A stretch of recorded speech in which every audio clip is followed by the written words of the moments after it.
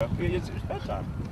All right, so just in terms of looking ahead to the spring game, what do you want to see out of your defense? Well, we're going to probably, like we always do, we're going to probably hold some of them out.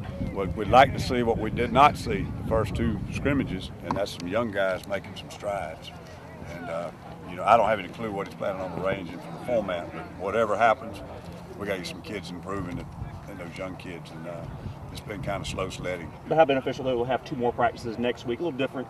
Well, one of them's in T-shirts, so I don't know what we'll get out of that. But probably could do on T-shirts tonight. But we won't get much out of that one. The other one, again, it's just, I know it sounds like a tape recording, but we just got to keep working these young kids. We got some critical guys up front in the interior, and some DBs, obviously, they're getting a lot of repetition, and hopefully they're benefiting from it. But it's been slow sledding. You feel like your defensive line, though, is finally starting to look like what an SEC defensive line should look, not only from the first starters, but also your backups as well? Well, I hope so. I don't know. That's a hard statement to respond to. We've got two freshmen in there right now that are not nearly ready to play. And I know they're talented guys, and I know they're trying hard. Getting a little bit of depth at defensive end. Probably got some guys coming in that are going to add to that too. But you don't want to count on freshmen. You want to come out of spring feeling like you can line up and play tomorrow.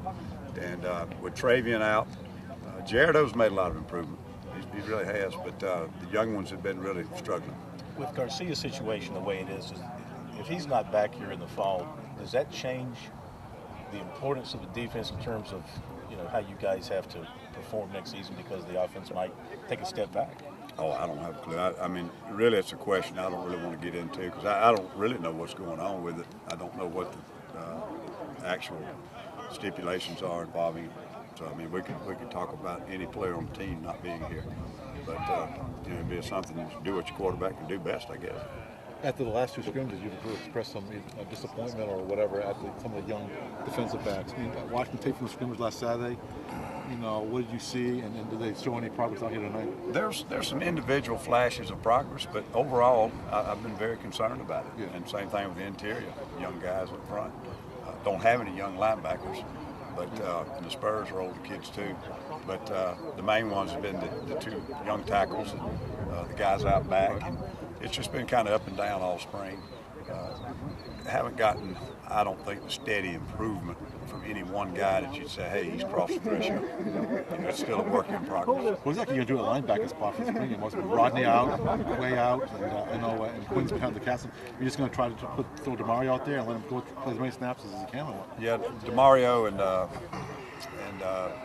Lonzo, probably let Shaq do a little something.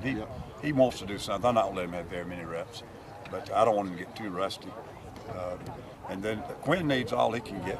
He's still a young player in experience. And Reggie Bowens had a good scrimmage last week, and I knock on wood, I hope he's not teasing us. I hope Reggie's made some strides. But I don't have any young guys to play. By young, I mean brand new. But I've certainly got four guys who haven't played a lot of football that can get some. In the past, you described Reggie as probably the most physically gifted.